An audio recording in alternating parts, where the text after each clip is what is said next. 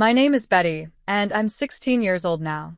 When I think about everything that's happened, it's hard to believe how much my life has changed in just 3 years.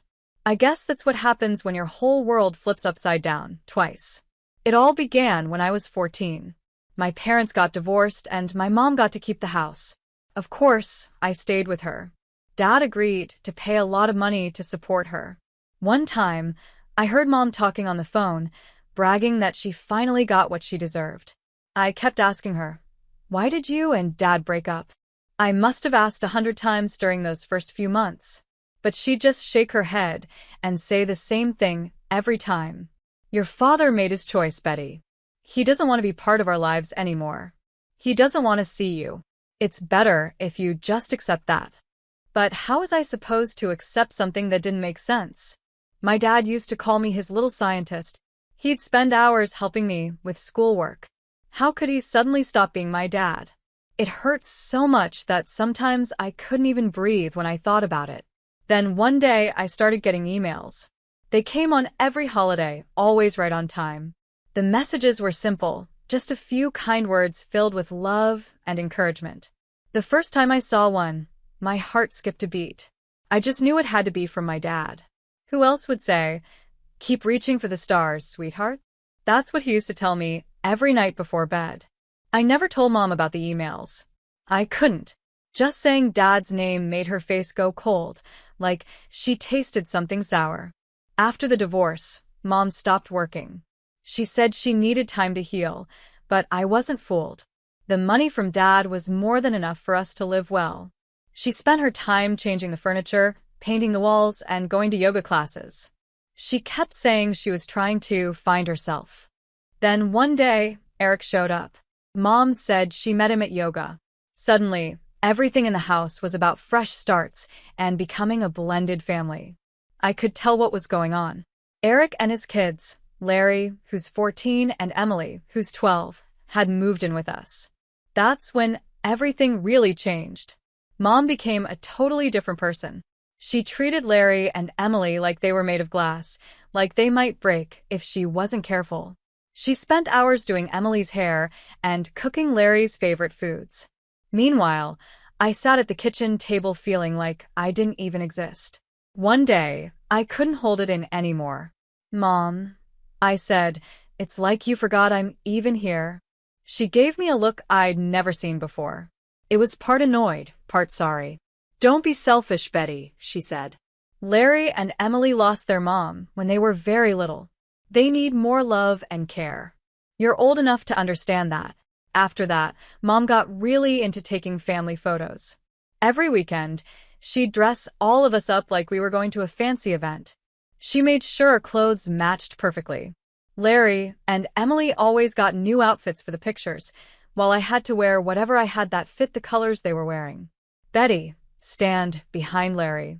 No, move to the left. Try to smile more," she'd say, moving her phone to find the best angle. "Emily, sweetie, tilt your head a little. Perfect." These photo shoots would last for hours sometimes. Click after click, pose after pose, until Mom got the perfect shot to post online. But the worst part came later. At family get-togethers, she'd show the pictures to everyone. "Look how many likes this one got," she'd tell Aunt Ashley or Uncle Benjamin. "Don't we look like the perfect family? The kids look amazing together." You'd never guess they haven't always been siblings.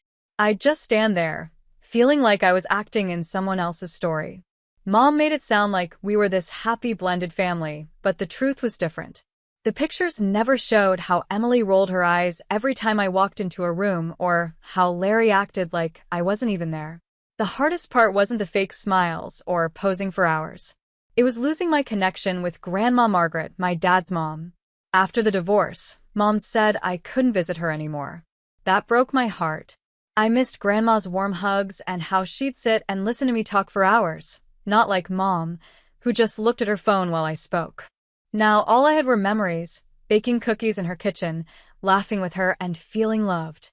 I was stuck with Mom's side of the family, and they completely believed her story about our perfect blended family. They acted like Larry and Emily were the greatest kids ever and praised Mom for being such a wonderful stepmom. Meanwhile, I just sat in the corner, wondering if I had turned invisible. As time went on, the gap between Mom and me got bigger and bigger.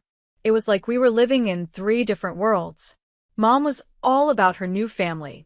Everything was planned around Larry and Emily, what they liked, what they wanted. Family movie night?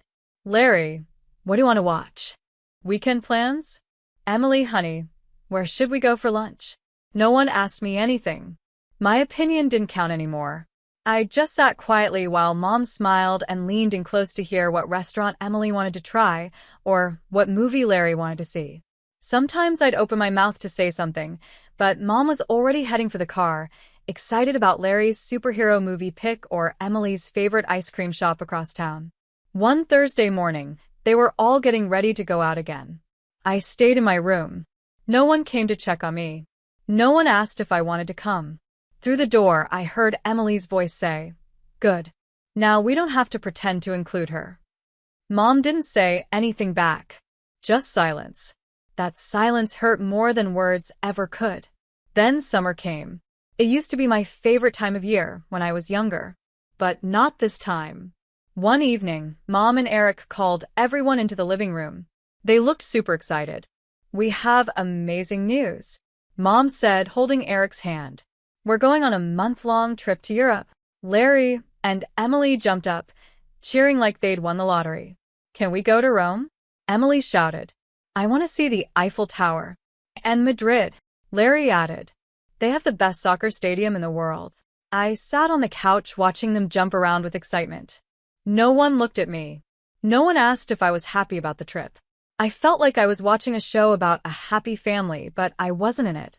On the morning of the trip, I got up early and was in my room, checking my packing list. Then I heard something. I looked up and saw Emily standing by my dresser. She had my favorite blue swimsuit in one hand and a pair of scissors in the other. She was slowly cutting through the fabric with a small smile on her face. I just stood there, frozen. I knew she didn't like me. She made that obvious over the past 3 years. But this was something else. This was just plain mean. I jumped forward, trying to grab the scissors from Emily's hand. "Give those to me," I shouted.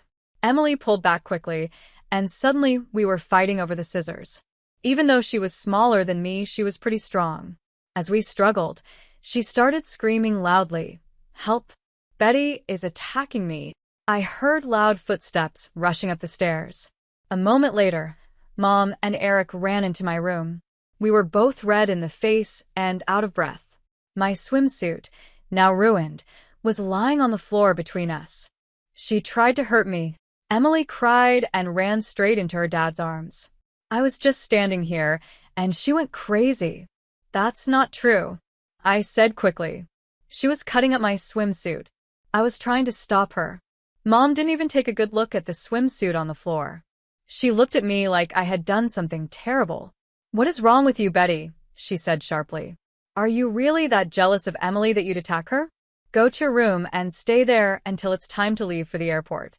Clearly, you can't be trusted around her." They all left the room. I stayed where I was, heart pounding. Through the door, I could hear Mom trying to comfort Emily. "Don't worry, sweetie," she said gently. "We'll go to the mall and get you some new clothes to help you feel better after what happened." I sat on my bed, staring at the torn pieces of my favorite swimsuit. They were going shopping. No one even asked if I needed a new swimsuit for the trip. No one cared that I was telling the truth. That evening, we all met in the hallway with our suitcases. Mom checked her list one more time while Eric packed the bags into the taxi outside. Mom gave me a cold look and said, "I still don't think you deserve this trip after what you did to Emily. But we can't leave you home alone for a whole month, so you're coming. Just try not to cause more trouble." At the airport, everything felt loud and stressful. We walked to the check-in counter, and Mom handed over all our papers. My stomach felt weird, maybe because of how early it was, or because I was nervous, or maybe something else I couldn't explain. "Mom," I said quietly, shifting uncomfortably, "I need to use the bathroom." She didn't even look up as she dug through her huge purse. "Fine, but don't take too long. We can't miss our flight because of you." "Should I bring my bag?" I asked, pointing to my small carry-on. Just leave it, she snapped. I'm not letting you walk off with our money and documents. I nodded and started walking toward the bathroom signs, trying to find my way through the crowd. It took longer than I thought. The signs were confusing, and I had to turn around twice before I finally found the right place. After using the restroom and washing my hands, about 15 minutes had passed. But when I got back to the check-in area, my family was gone. At first, I thought maybe I had come to the wrong counter. Mom, I called out, my voice getting shaky. Eric. People looked at me, but none of them were my family. I started running, my shoes hitting the shiny airport floor as I searched all around. Maybe they had already gone through security, but how was I supposed to follow them? Mom had all my documents in her purse. My heart was beating so hard I could hear it in my ears. I didn't have my phone, it was in my bag. I had no money. Mom had it all. I didn't have my ID or a boarding pass. I had nothing. I ran back to the check-in area. Then I went back to the bathrooms. Then I rushed through the food court, hoping to see a familiar face. Time started to feel weird. Everything was moving so fast, but also too slow. My panic got worse by the minute. People kept walking past me, smiling, pulling their suitcases, saying goodbye to family. Their lives were normal. Mine was falling apart. After what felt like hours but was probably just one, I couldn't run anymore. I stood in the middle of the terminal, surrounded by strangers, and burst into tears. Not little quiet ones, but loud, shaking sobs that came from deep inside. Are you all right, sweetheart? A kind voice said gently. I looked up and saw a woman in an airport uniform. Her face looked worried. Where are your parents? She asked softly. I tried to speak, but my words came out between gasps and tears. They left. I just went to the bathroom, they had all my stuff. Her face changed as she started to understand what had happened. She put her arm around me and led me through a door that said airport staff only. Before I knew it, I was sitting in a small office. People in security uniforms were asking questions and making phone calls. They looked serious. One of them was watching security camera footage, and the more they watched, the more serious they looked. Another person was taking notes, writing down everything in a police report. It's confirmed, I heard one officer say quietly to another. They checked in, waited until she left, then went straight to the gate and boarded the flight. They've already taken off. Then one of the officers turned to me, speaking more kindly now. Is there anyone we can call for you? Any adult, like a grandparent or a relative, who can come get you? I wiped my eyes with the tissue they gave me. My dad, I said quietly. I haven't seen him in 3 years, but I know his name and where he used to work. The staff wrote down what I told them, and I heard them making phone calls in the next room. I sat there, wrapped in a soft airport blanket they gave me, trying not to think about the plane. By now, it was probably flying high over the ocean, carrying my mom and her real family far away from me. Betty. I looked up when I heard the familiar voice, and I suddenly couldn't breathe. My dad was standing in the doorway. He looked just like I remembered, but also a little different. His hair had more gray in it, and he looked a bit tired. But his eyes, they were exactly the same. The same eyes that used to check under my bed for monsters and shine with joy when I showed him my science fair projects. Dad, I whispered, my voice breaking. Then I was running to him, and he caught me in his arms, just like when I was 8. We were both crying. I'm so sorry, sweetheart, he kept saying over and over. I'm so sorry. The car ride to his home felt like a dream. I sat in the front seat, quietly stealing glances at him, scared he might disappear if I looked away. He lived in a different part of the city now, in a big apartment building I'd never seen before. There's someone I want you to meet, he said as we rode the elevator up to the 8th floor. My fiancée, Kimberly. She's been my support through all of this. Kimberly was a kind-looking woman with curly red hair. As soon as she saw me, she hugged me tightly like she'd known me forever. You poor thing, she said gently, leading me to the kitchen. You must be starving. I'm making you a proper meal right now, no arguments. While Kimberly started cooking, Dad and I sat at the kitchen table. The smell of coffee filled the room. It was the same kind he always drank, black with a little sugar. Betty, he said at last, holding his coffee mug tightly, I think it's time you knew the truth about what really happened 3 years ago. He took a deep breath. That day, I came home early from work. I wasn't supposed to be there, but one of my meetings got canceled. His voice was calm, but I noticed his hands shaking just a little. When I walked into the living room, I found your mom with Eric. They weren't just talking. My stomach turned as I realized what he meant. When I confronted them, Eric tried to act tough. We ended up fighting. I'm not proud of it. Your mom tried to get between us, Dad continued. One of us, I'm still not sure who, accidentally pushed her while we were struggling. She fell and hit the coffee table really hard. His voice started to shake. There was blood on her face where she hit it, and her hands were all scraped up. I tried to help her, but before I could, she looked straight at me and said that if I didn't do exactly what she wanted, she'd go to the police. She said she'd tell them I hurt her, that she had bruises to prove it. She said I'd be sent to jail and never get to see you again. He looked at me with pain in his eyes. She gave me her deal, the divorce, the house, money every month, and I had to stay away from you. Completely away. She said if I tried to contact you or tell you the truth, she'd go through with her threat. The next morning, I was sitting at the kitchen counter, slowly picking at my breakfast.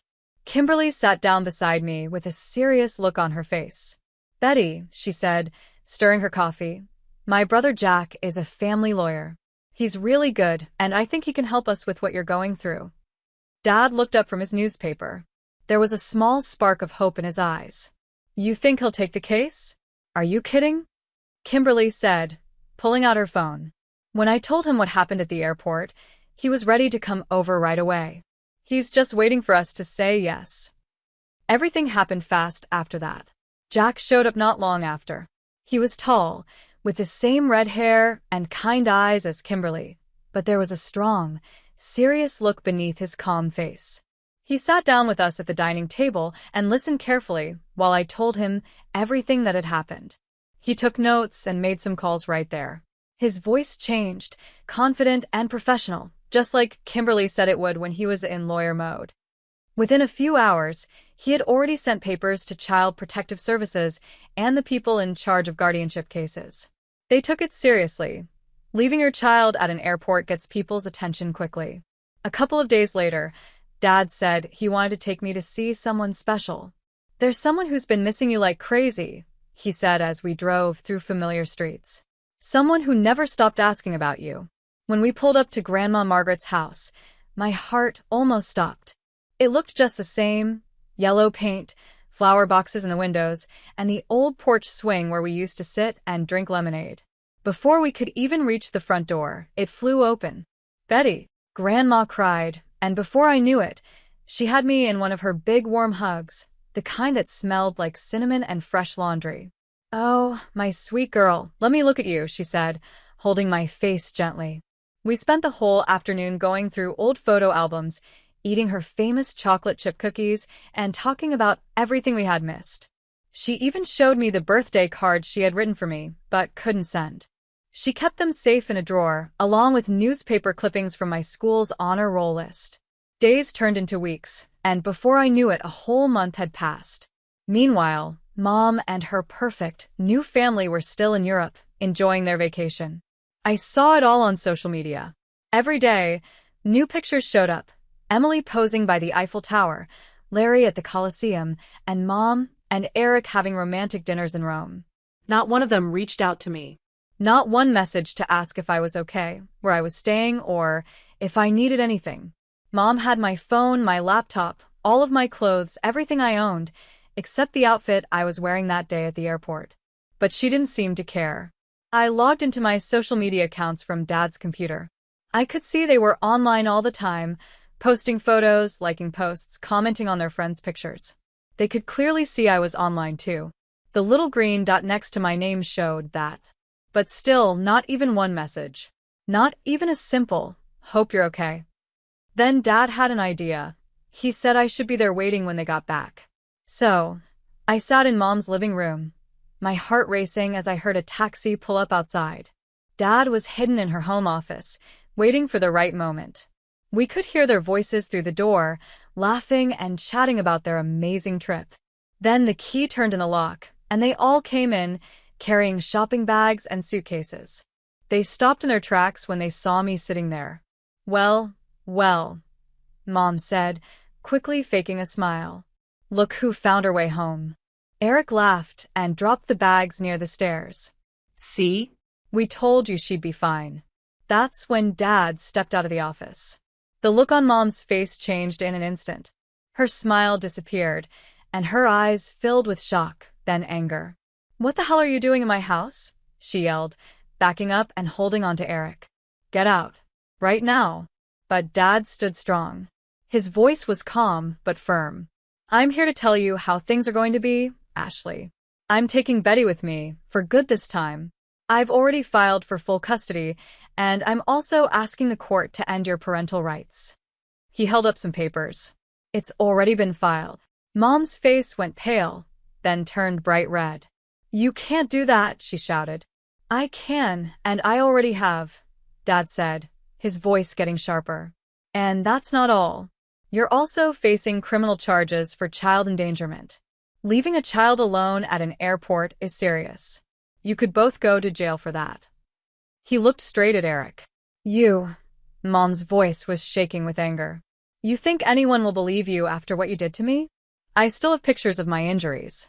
I'll tell everyone you beat me. Dad gave a small smile, but it wasn't a happy one. Go ahead, he said calmly. My lawyer is ready for that old story. But here's the truth, Ashley. You never went to the police when it happened. And now, after leaving Betty alone at the airport, no one is going to believe you. He pointed at her. Everything is on video. Every moment.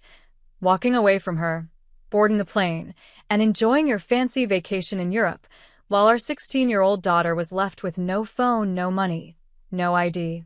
What kind of mother does that? We. Mom looked at Eric, who looked like he wanted to disappear. No judge is going to believe your lies now, Dad said firmly. Not after what you did. Not with the police report, the airport security footage, and your social media posts showing you having the time of your life, without even checking if your daughter was okay. You showed your true self, Ashley. And now you'll have to face the consequences. The trial moved quickly, faster than anyone expected. Jack, Dad's lawyer, said it was because the proof was so strong. The videos from the airport, the report from the police, the social media posts showing them traveling all over Europe while I was left behind, it was all too much to ignore. The judge didn't need much time. She made her decision fast. Mom lost all parental rights. Dad didn't have to pay her any more money. He got full custody of me, which honestly just made it official. I was never going back to that house. Mom and Eric were both given a year of probation and had to pay a fine. The number was so big it made Eric's face turn white. I didn't feel happy watching them sit there, uncomfortable and quiet. I didn't feel angry either. I just felt nothing. It was like watching the ending of a movie about someone else's life. That was 7 months ago. Now, I'm sitting in my new room at Dad and Kimberly's apartment, trying to choose which earrings to wear for their wedding next month. Kimberly asked me to be her bridesmaid, and the dress we picked is hanging on my closet door. It's pale blue, just like the summer sky. I don't know what happened to Mom and her real family after the trial. They moved away somewhere. And honestly, I don't really care. I heard about them from Aunt Carol. Surprisingly, most of Mom's relatives took our side after they found out what really happened. Being related doesn't excuse what she did to you, Aunt Carol said firmly. Now, Grandma Margaret comes over every Thursday for dinner. She always brings her famous chocolate chip cookies and funny stories about Dad's childhood. Dad always groans when she tells them, but they make me laugh. Sometimes we look through old photo albums together, but now we're also making new memories. We've started filling new albums with pictures of happy times. After everything calmed down, I transferred to Green Upstate High. There was no way I was going to keep going to school with Larry and Emily. Honestly, it turned out to be the best choice I could have made. My new friends, especially Rebecca and Amy, are true friends. The kind I never had before. They don't know every detail about why I changed schools, but they know enough to understand why I sometimes go quiet when people talk about their moms. Every now and then, I still think about Mom, Eric, Larry, and Emily. But it feels more like remembering characters from an old book I read a long time ago. There's distance now. It doesn't feel real anymore. I blocked all of them on social media. Not because I'm angry, but because I just don't need to see their lives anymore. I'm done being the invisible person in their perfect family pictures. Dad says I'm stronger than he ever was at my age. Maybe that's true. But I think I'm just lucky. Lucky to have him. Lucky to have Kimberly. Lucky to have Grandma Margaret. And lucky to have people in my life who've shown me what real family looks like. Real family stands by you. They fight for you. And they make sure you always know that you're loved.